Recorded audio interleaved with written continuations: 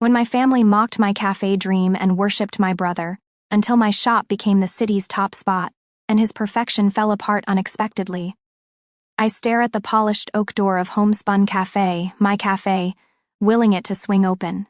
The brass handle gleams in the morning light, mocking my expectations. It's been 20 minutes since our grand opening, and not a single family member has arrived. My phone vibrates against the marble countertop with another notification. I swipe open the screen to find congratulatory messages from former classmates, neighbors, even my old high school math teacher. The words blur together as I scroll. So proud of you.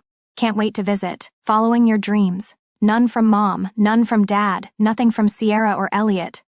With a knot tightening in my throat, I open our family group chat. The most recent message sits like a boulder on my chest, a photo of Mom and Dad flanking Elliot at some corporate awards ceremony. His perfect white smile beams beneath the banner reading Excellence in Financial Innovation. Mom's caption reads, "So proud of our son tonight." My stomach drops like I've missed a step on a staircase. I blink hard, fighting the sting behind my eyes as reality settles in. They've chosen Elliot again. On the most important day of my life, they're celebrating him instead. I set the phone face down on the counter, my hands trembling slightly. The cafe, my cafe, stands ready, gleaming espresso machines, display cases filled with pastries I've spent days perfecting, hand-painted signs, and cushioned window seats. Everything I've dreamed of since I was a little girl, drawing pictures of my imaginary bakery with rainbow crayons. And I stand here completely alone. As a child, I'd imagined a place where everyone felt at home, where the aroma of fresh bread and coffee wrapped around you like a warm blanket. I pictured my parents sitting at the best table, telling everyone who'd listen, "Our daughter made all this." The memory of endless double shifts floods back, waitressing mornings at the diner, bartending nights at the hotel lounge, 4 years of sore feet and aching backs. Watching my savings climb dollar by dollar until I'd gathered $92,000. All while Elliot attended Wharton on our parents' dime, his apartment paid for, his future secured. "It's cute that you're interested in cooking, honey," Mom had said when I mentioned culinary school, "but it's not exactly practical, is it?" Not like Elliot's business degree. I run my fingertips along the exposed brick wall, the wall I stripped and refinished myself after finding this perfect storefront in downtown Portland. 3 months of renovation, painting until midnight, installing fixtures before dawn, learning plumbing from YouTube videos, while my family asked when I would get serious about my future. For the past week, I've risen at 4 a.m. to bake, working until 9 p.m., to ensure everything would be perfect today. Perfect for the family that didn't show up. "Maybe if this succeeds, they'll finally see me," I whisper to the empty cafe. The words hang in the air, pathetic and familiar. How many times have I chased their approval? How many times have I shrunk myself to fit their expectations? The memory of that art school acceptance letter burns in my mind. The one I declined because Dad said artists starve and Mom worried what relatives would think. The first of many dreams sacrificed on the altar of family approval. Years of swallowing my words when Elliot interrupted me at dinner. Years of accepting Sierra's backhanded compliments about my quirky ideas. Years of making myself smaller to avoid being labeled difficult or dramatic.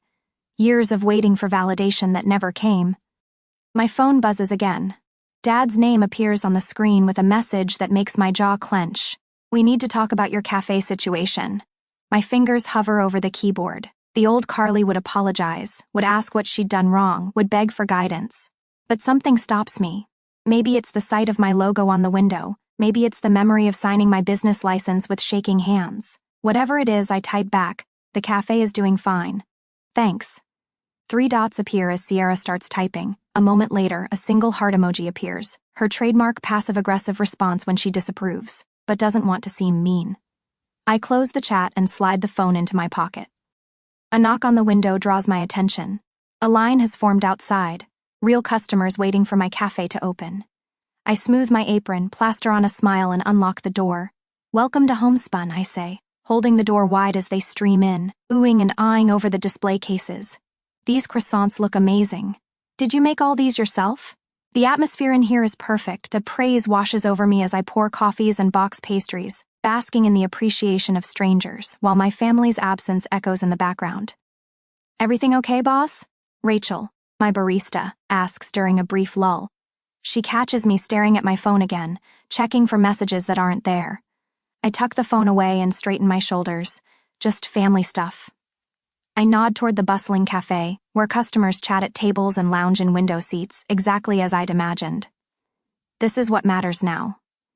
The words feel true as I say them, even as the ache of invisibility lingers beneath my ribs. Maybe this cafe isn't just about proving something to my family. Maybe it's about proving something to myself. A young woman approaches the counter, holding one of my lavender shortbread cookies. "This is the best thing I've eaten in months," she tells me, eyes wide with delight. "I'll definitely be back tomorrow." I smile at her, genuine this time. "I'll be here, I promise, every day." On Sunday, 3 weeks later, the familiar scent of Mom's potpourri hits me as I step through the front door of my childhood home. My stomach tightens the way it always does before these family talks. I'm not fooled by the invitation to Sunday dinner. The text message from Dad made it clear this would be about discussing your business venture. "There she is," Elliot's voice booms from the living room. My brother lounges in Dad's leather armchair, one ankle crossed over his knee, designer watch glinting as he raises his whiskey in mock salute. "How's life in the cupcake world?" I force a smile, ignoring the diminutive description of my cafe. "Homespun is doing well, actually. We had lines out the door this weekend." "That's nice, honey." Mom emerges from the kitchen, wiping her hands on her apron. Her smile doesn't quite reach her eyes. "Your father wants to talk to you in his study before dinner." "Of course he does. The study is where serious family business happens, where Elliot received praise for his Wharton acceptance, where Sierra announced her promotion to digital marketing director. Never where I've received anything but concern and correction." Dad sits behind his mahogany desk, reading glasses perched on the bridge of his nose. The Forbes magazine on his blotter is folded open to a specific article, which he slides toward me without looking up. 80% of cafes fail within 3 years, I read aloud, my voice flat. "Richard," Mom says softly from the doorway.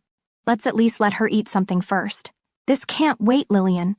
Dad removes his glasses, fixing me with the stern gaze that once made me confess to borrowing his car at 16. "Your mother and I have been discussing your situation." "My situation?" Heat creeps up my neck. "You mean my business? The one that's been open for 3 weeks and is already exceeding projections?"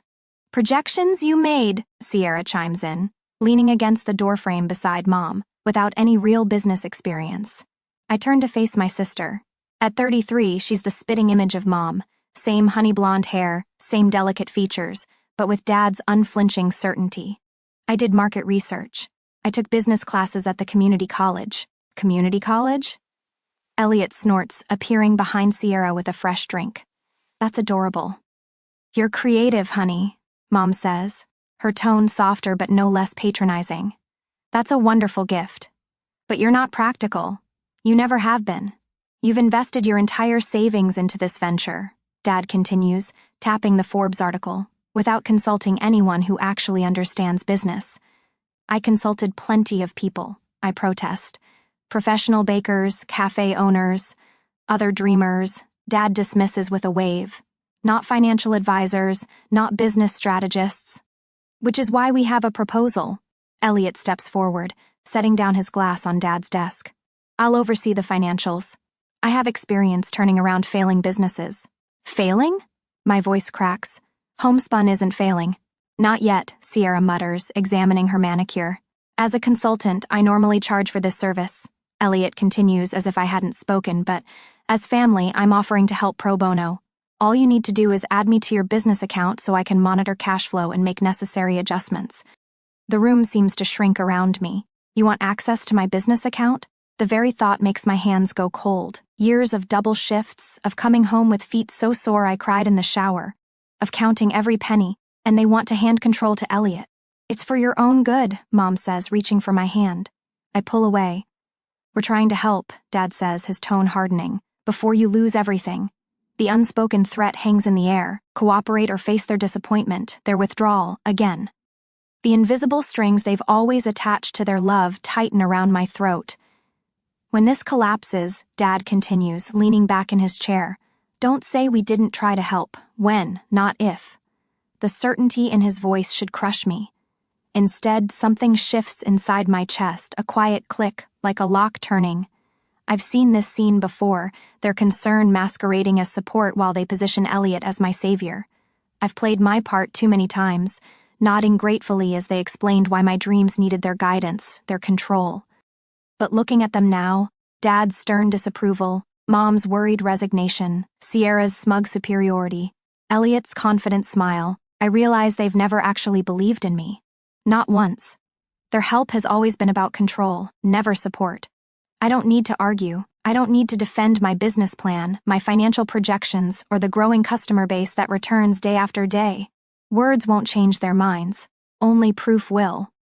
Thank you for your concern, I say finally, my voice steadier than I expected. I'll think about it. The surprise on their faces is almost comical. They expected tears or anger or immediate capitulation, not this calm consideration. That's all we ask, Mom says quickly, relief softening her features.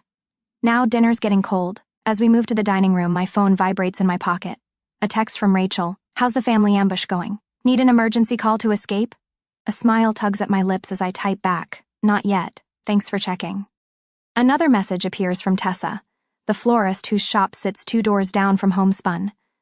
Customer loved your croissants with my arrangements. Thinking we could do a Mother's Day special together? Behind her message is one from the barbershop owner across the street suggesting a cross-promotion, haircut discounts with coffee purchase. And below that, an email notification.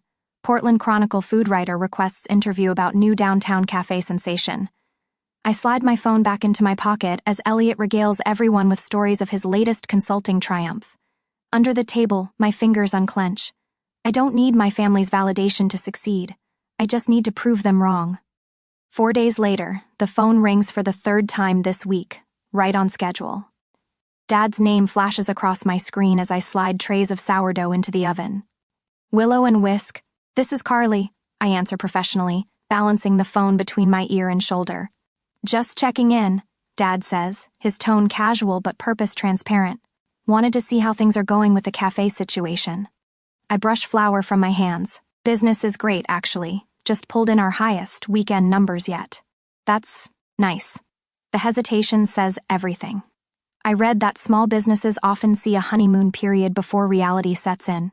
Just want to make sure you're prepared for when things level out. My jaw tightens. I appreciate your concern. Your mother and I worry. That's what parents do. After we hang up, I mark another tally in my notebook under Dad's concerned calls. Number 12 since opening day.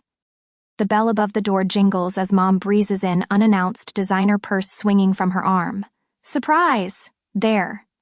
She plants an air kiss near my cheek. I was in the neighborhood and thought I'd see how things are going.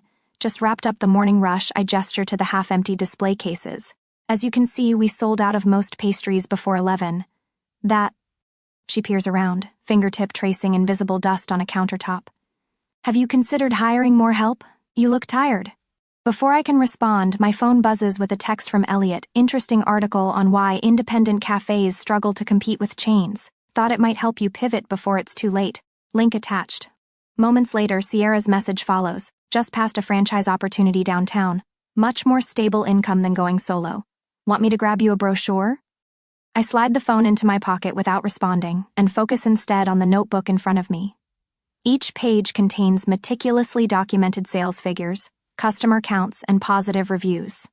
The numbers don't lie. We're growing steadily each week. In the kitchen, I perfect my signature strawberry lavender tart, the recipe I spent months developing, the one that can't be found in any other bakery in Portland. The delicate balance of floral and fruity notes has become our most requested item. The florist on Maple wants to display your business cards, Rachel says, entering with a fresh stack of mail. Says customers always ask where to get coffee after buying flowers.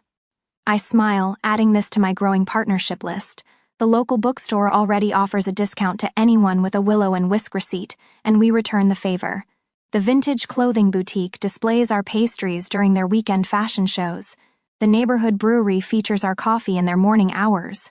Speaking of partnerships, Rachel continues, that Instagram post of your cinnamon rolls got over 200 likes overnight. The food photographer you hired really knows her angles.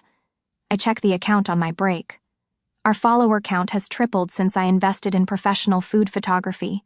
Each image showcases not just the food, but the warm, inviting atmosphere of Willow and Whisk, The hand-painted mugs, the reclaimed wood tables, the window seats where regulars settle in with books for hours. The community tasting day flyers sit ready by the register, announcing this weekend's event: 5 new experimental pastries, limited quantities, first come, first served. The local food blogger who promised to attend has 8,000 followers. Friday morning brings the usual rush of commuters, the line stretching out the door. I'm balancing 3 drink orders when I spot Elliot striding through the entrance, his tailored suit out of place among the casual customers. Busy morning? He raises an eyebrow, assessing the crowd. The usual. I hand a latte to a regular who smiles gratefully. Elliot settles at the counter, briefcase open. Thought I'd stop by and look at your books while you handle things, give you some professional insight. The cafe hums with conversation. 3 college students debate philosophy in the corner. A writer types furiously at her laptop. An elderly couple shares a scone, holding hands across the table. I'm handling my finances just fine, I say, voice steady despite the flash of irritation. Come on, Carly. He lowers his voice. We both know hobby businesses need proper oversight. Let me help before you get in over your head. The words hit their target with precision. I set down the pitcher I'm holding and look him directly in the eye. This isn't a hobby, Elliot. It's a business, my business. And right now I have paying customers to serve. I gesture toward the door. His expression hardens as he recognizes the dismissal. The bell jingles with his exit. Everything okay? Rachel approaches, concern evident in her furrowed brow. Just family being family? I straighten my shoulders and return to the espresso machine. She squeezes my arm. For what it's worth, I'd choose your coffee over any chain in Portland. We all would. She nods toward the regulars who've witnessed the exchange. Throughout the afternoon, notifications ping my phone. A customer tags us in a post about our life-changing almond croissants. The bookstore owner sends a message about the surge in business on days when they advertise our pastry deliveries. A tourist stops to tell me the vintage shop owner insisted she visit Portland's coziest cafe before leaving town. Saturday brings unexpected excitement. A woman in a pressed blazer enters during the mid-morning lull, notebook in hand. Carly Monroe? She extends her business card. Vanessa Walker, Portland Chronicle. I'm writing a feature on independent businesses thriving despite corporate competition. Your name keeps coming up. I blink in surprise. My cafe? The cozy cafe that outsold chains downtown. That's my working title. She smiles. Your sales figures compared to the chain 3 blocks down are impressive. Mind if I ask you some questions? The interview lasts through my lunch break. Vanessa photographs the space, the pastries, and me behind the counter. She notes the steady stream of customers, the warm greetings exchanged, the comfortable atmosphere that chains try to replicate but never quite capture. When she leaves, I check my email to find a catering inquiry from Technova, the prestigious software company whose headquarters opened downtown last month. We've heard wonderful things about your pastries. Would you be interested in providing breakfast for our weekly executive meetings? Sunday afternoon, the Chronicle article goes live. The headline reads exactly as Vanessa promised, with a subheading, How Willow and Whisk Created a Community Hub While Outperforming Corporate Rivals. The article highlights our consistent growth, our partnerships with local businesses, and quotes from regulars who choose us over cheaper, more convenient chains. There's a graph showing our sales trajectory, a steady upward climb that defies the typical first-year slump most new businesses experience. My phone rings non-stop with congratulations. The cafe fills with curious newcomers clutching the newspaper. Rachel pins the article to our bulletin board. That evening, I curl up in my apartment above the cafe, listening to the familiar creaks of the old building settling. The article sits open on my tablet. With a deep breath, I copy the link and paste it into the family group chat with a simple message. Willow and Whisk got featured today. I set the phone down, not waiting for responses. Tomorrow brings another day of early baking, another day of proving myself not to them, but to me. The journey continues, one pastry at a time. The aroma of fresh sourdough fills the cafe as I pull another batch from the oven. 6 months in, and homespun has evolved from my desperate dream into something thriving and real. The chalkboard menu above the counter has doubled in size, featuring customer favorites that started as experimental weekend specials. Emma, can you take these scones to the display case? I hand a tray to one of my new part-time employees, still getting used to delegating after months of doing everything myself. She nods with a smile. Sure thing, Carly. They smell amazing. The lavender honey one sold out before noon yesterday. says Thomas, my other new hire, as he steams milk for a cappuccino. Should I tell customers we're limiting 2 per person today? I consider this while wiping flour from my hands. Let's see how it goes. I made an extra batch. The cafe hums with morning activity, laptops open, conversations flowing, the espresso machine singing. My gaze drifts to the wall where local papers have featured homespun in 3 separate articles. The latest headline reads, "Portland's hidden gem no longer hidden." Behind the counter, a new industrial mixer stands beside my original one, necessary expansion after landing contracts with 3 local hotels. The Riverside, the Magnolia, and the Wellington now serve my pastries with their morning coffee service. Their daily orders alone have pushed my revenue to heights I never imagined. Monthly total, Rachel announces, sliding a paper across the counter during a rare quiet moment. She's graduated from barista to assistant manager, handling finances while I focus on baking and expansion. The number at the bottom makes me blink twice, $48,000. That can't be right, I whisper. Double-checked it myself, Rachel says with a proud smile. Up 17% from last month. The hotel accounts put us over the top. I lean against the counter, legs suddenly wobbly. When I opened Homespun, Dad predicted I'd be lucky to break $15,000 a month after expenses. Now we've more than tripled that estimate. My phone buzzes with the distinct tone I've assigned to family messages. For a moment, I consider ignoring it. These days I don't rush to check their texts like I once did. But curiosity wins. Dad, saw another article about your cafe. Remember, a flash in the pan isn't success. My heart sinks slightly but not like before. The words don't cut as deeply now. I scroll down to see Elliot has chimed in. Popularity isn't profit, Carly. How are your margins looking? Then Sierra, you've had such lucky timing with that location. Hope it lasts. Mom completes the quartet, honey. We're just worried you're working too hard on something temporary. Don't burn yourself out. 6 months ago, these messages would have launched me into a spiral of defensive explanations and desperate proof offering. I would have typed paragraph-long responses with attached spreadsheets and business projections, begging for validation. Today, I simply type, monthly revenue just hit $48,000. We're expanding wholesale to 3 hotels. If you're interested in seeing the operation, we're hosting a community tasting day next Saturday.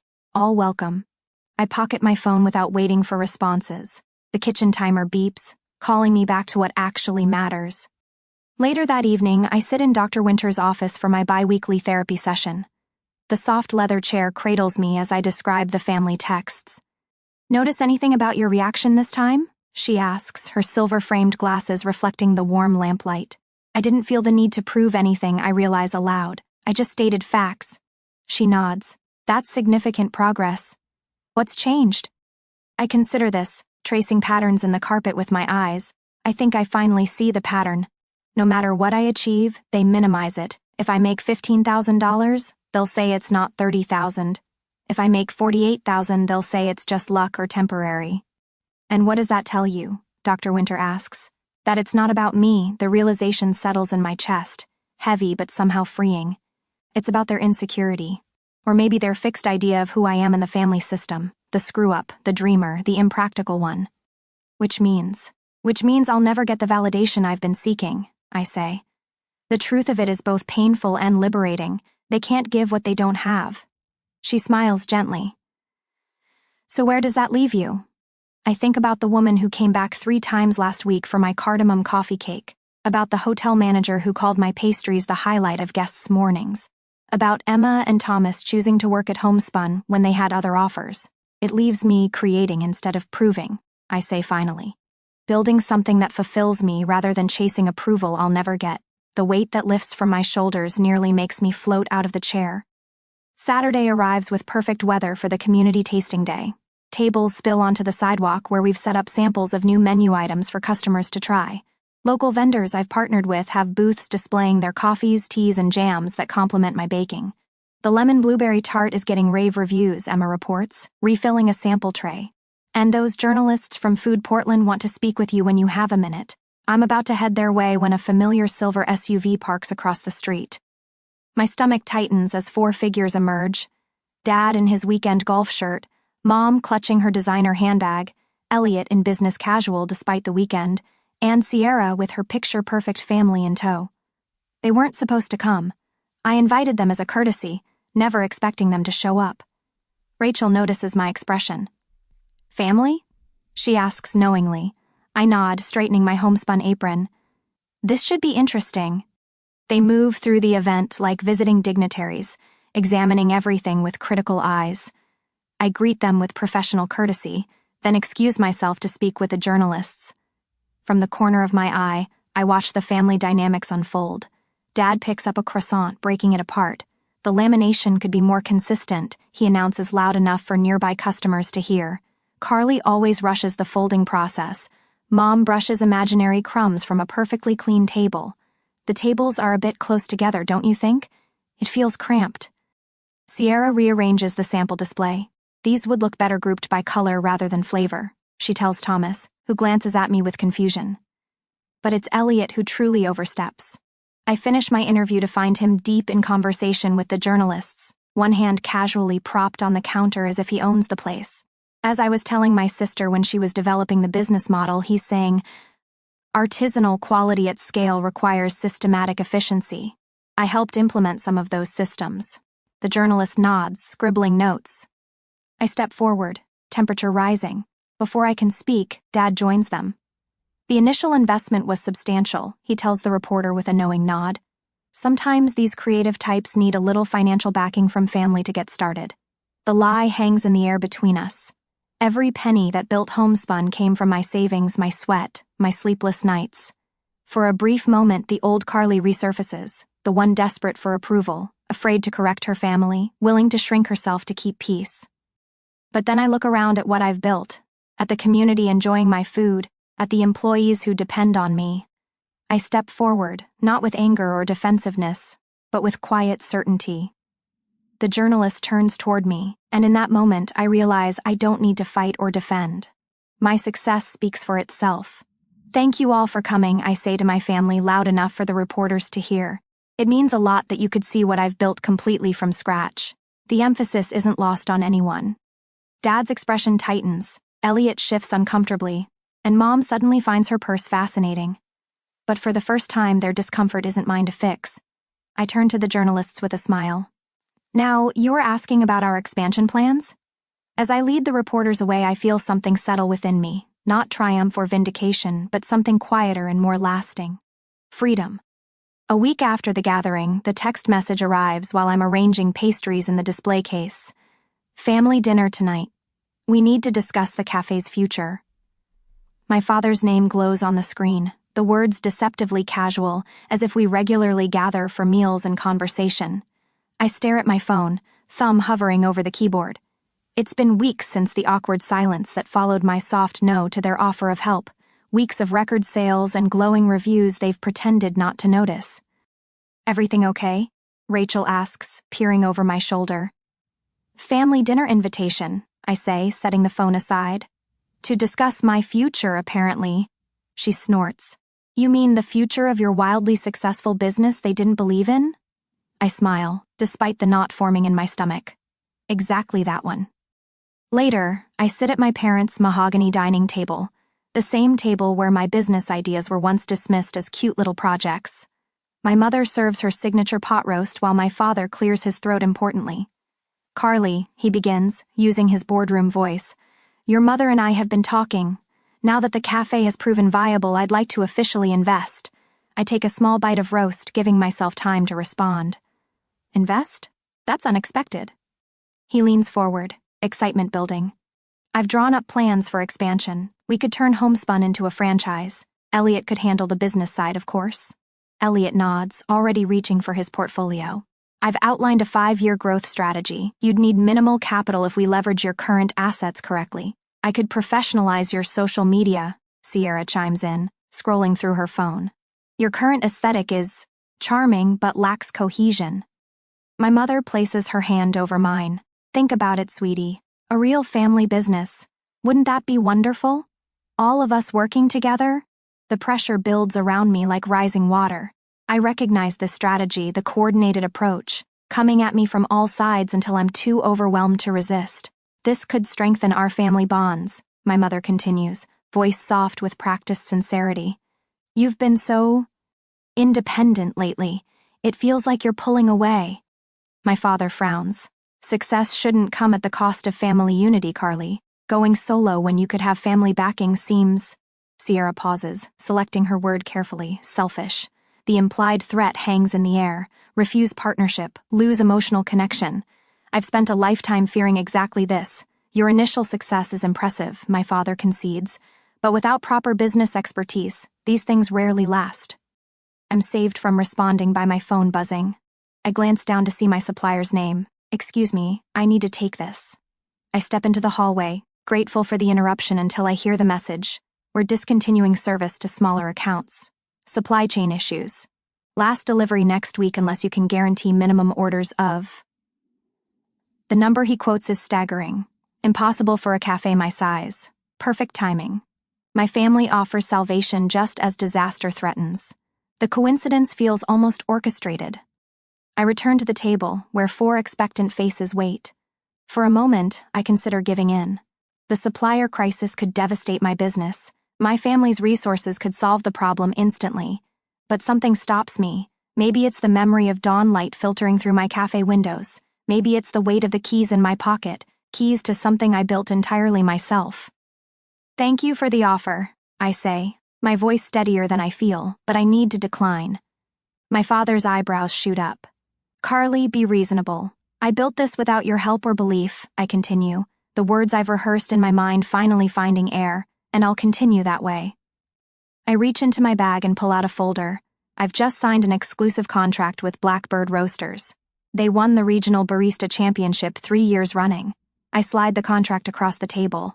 They're supplying me at premium rates because they believe in what I'm building. Sierra's mouth opens slightly. But aren't suppliers cutting small accounts? Some are, I agree, pulling out another document. These are my quarterly financials. I'm exceeding projections by 32%. My father's fingers twitch toward the papers. And this, I say, placing a final document on the table, is the lease for my second location, downtown, near the art museum. Silence blankets the room. For the first time in my life, I've rendered my family speechless. The community tasting day arrives 3 weeks later. Customers spill onto the sidewalk, clutching coffee cups and sample plates. A reporter from the Portland Herald weaves through the crowd, notebook in hand.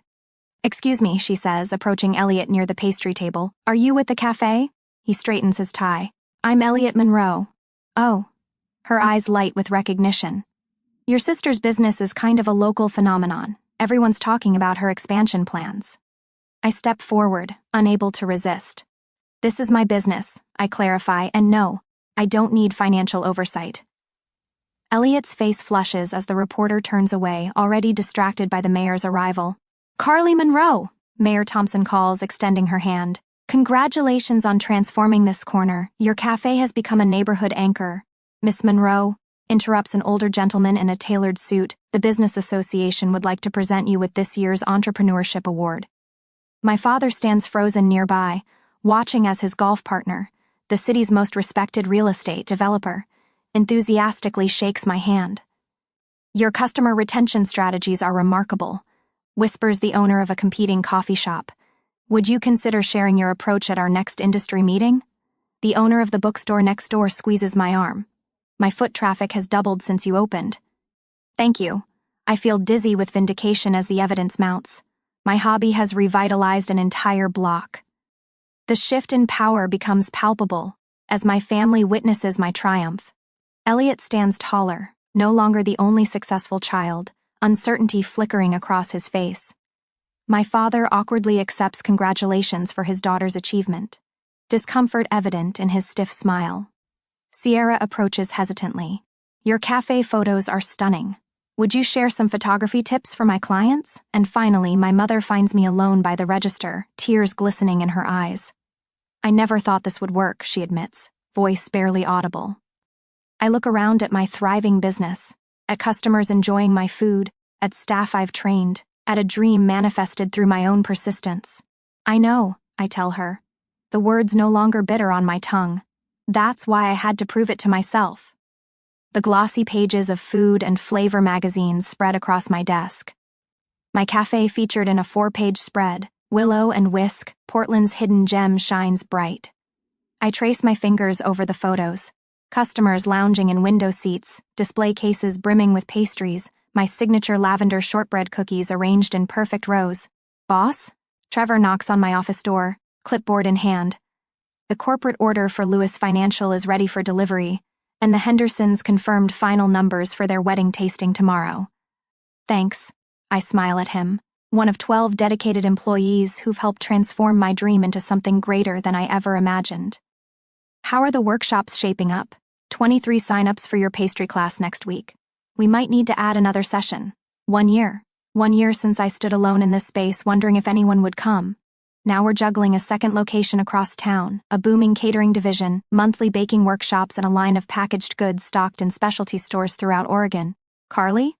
Rachel bursts in carrying a massive flower arrangement. These just arrived for the anniversary party. Where should I put them? By the entrance. The caterers arrive at 4. I check my watch. I can't believe we hired caterers. Feels strange not cooking for our own celebration. You deserve to enjoy your party without working it, she gives me a knowing look. Your family confirmed they're coming? I nod, my stomach no longer dropping at the question. All of them. The cafe transforms throughout the afternoon. Twinkling lights, champagne flutes, framed photographs chronicling our journey. I adjust a centerpiece as the first guests arrive. Loyal customers, local vendors, fellow small business owners who've become friends. And then my family walks in. Dad shakes hands with my head pastry chef. Mom admires the decor. Elliot and Sierra weave through the crowd, stopping to examine the packaged cookie display. But they're not the center of my focus. They're simply part of the tapestry of this moment. Rachel taps a glass for attention. A toast, she announces, raising her champagne, to the woman who never gave up on her dream. Applause ripples through the room. I scan the familiar faces surrounding me, the same family members who missed my grand opening, but the dynamic couldn't be more different. They're here as guests, not validators. Their presence is welcome, but no longer necessary. Congratulations, Carly, Mom says, approaching with a gift bag. The magazine feature is impressive. Thanks. I accept the bag without the desperate need for her approval that once consumed me. Have you thought about expanding the package line? I noticed a gap in the gluten-free market, Dad suggests. A year ago, this comment would have triggered anxiety, made me question every business decision. Now I simply nod. We're exploring options for next quarter. Later, I retreat to my office for a moment of quiet. I flip open my journal, reading my entry from this morning. Success isn't proving others wrong. It's proving yourself right. Words I've finally learned to live by. The monthly boundaries check-in with Dr. Marshall has helped separate my family relationships from my business identity. I recognize my parents' limited perspective without resentment. I appreciate Elliot's marketing suggestions while honoring my own instincts. Our interactions have quality now, if not quantity. My internship program for community college students starts next month. 5 aspiring bakers will learn what took me years to discover. Build something because you love it, not to prove a point, I'll tell them. The revenge narrative I once clung to has transformed into something more valuable, inspiration. Knock, knock. Elliot appears in the doorway. Got a minute? I've been thinking about starting my own consulting firm. Would love your input on the business plan. The irony isn't lost on me, my brother, the golden child with the Wharton degree, seeking my advice. Later still, I overhear Dad talking to his business associates. My daughter's place, he says, pride evident in his voice. Sierra shows off willow and whisk photos in her marketing portfolio. Mom discusses baking techniques she's learned from me for family gatherings. Not hierarchy, but mutual respect. After everyone leaves, I lock the door behind them and stand alone in the darkened cafe. I run my hand along the worn brick walls that once seemed impossible to afford. My gaze drifts to 2 framed items side by side. My first dollar earned, and the Portland Chronicle article that declared Willow and Whisk a culinary destination. They called it a hobby. Now it's my life. But more importantly, it's always been my passion, whether they saw it or not. External validation was never the true goal. I realize that now, standing amidst the life I've built brick by brick, pastry by pastry, following a vision that was always clear to me, even when others couldn't see it.